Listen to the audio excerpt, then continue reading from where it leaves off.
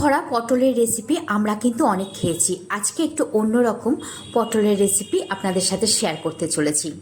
এখানে পটলগুলোকে ভালো করে ধুয়ে নিয়ে পটলের গাগুলোকে একটু ছুরির সাহায্যে চেঁচে পটলটাকে দুফালি করে নিয়েছি আর তার ভেতর থেকে দানাগুলো বের করে নিয়েছি। আগে থেকে মুসুরির ডাল ভিজিয়ে রেখেছিলাম, তার মধ্যে 5-7 কোয়া রসুন আর 5-7টা কাঁচা লঙ্কা দিয়ে একটা আধা বাটা করে নিয়েছি।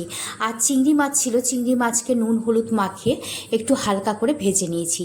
তার মধ্যে থেকে গোটা কয়েক চিংড়ি মাছ রেখে দিয়ে আর বাদবাকি চিংড়ি মাছগুলো হাত দিয়ে একটু ভেঙে ভেঙে নিয়েছি। এবার বেটে রাখা মুসুরির ডালের মধ্যে কুচনো পেঁয়াজ, কাঁচা লঙ্কা, পরিমাণ মতো নুন, হলুদ, চিনি আর চিংড়ি মাছগুলো যে হাত দিয়ে ভেঙে নিয়েছিলাম সেগুলো সব কিছু দিয়ে ভালো করে মেখে নিলাম। এবার কেটে রাখা পটলের মধ্যে একটা করে চিংড়ি মাছ দিয়ে আর মুসুরির ডালের পুরটা দিয়ে দিলাম আর এভাবে একে একে সমস্ত পটলগুলো রেডি করে নিলাম। তেল গরম করে একটু সময় নিয়ে পটলগুলো ভেজে নিলেই তৈরি হয়ে গেল পুর ভরা পটল ভাজা। খেতে একেবারে ঝাটকা